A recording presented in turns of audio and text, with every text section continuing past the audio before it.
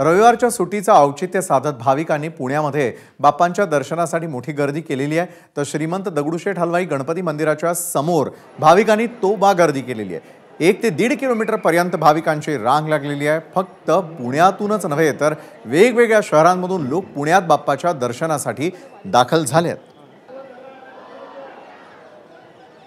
आज रविवार सुट्टीचं औचित्य साधत भाविकांनी पुण्यामध्ये बाप्पांच्या दर्शनासाठी मोठी गर्दी केलेली पाहायला मिळते। पुण्यात म्हणलं तर वेगवेगळे देखावे, सुंदर सुंदर मंदिरांच्या प्रतिकृती या ठिकाणी वेगवेगळ्या सार्वजनिक मंडळांकडून उभारले जातात। आणि त्यातच जर आपण बघितलं तर पुण्यातील लाडके बाप्पा म्हणून ओळख असलेल्या श्रीमंत दगडूशेठ हलवाई गणपती बाप्पाच्या मंदिरासमोर आता आपण आहोत।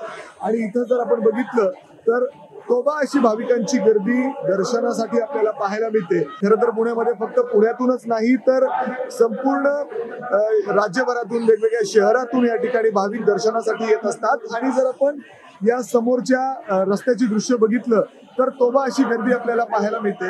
पलीकडच्या बाजूला सुद्धा आपण कॅमेरामॅनला विनंती करूयात, रस्त्याची दुसरी बाजू आपण तुम्हाला दाखवतोय। जिथपर्यंत आपली नजर जाईल तिथवर आपल्याला भाविकांची गर्दी या ठिकाणी पाहायला मिळते।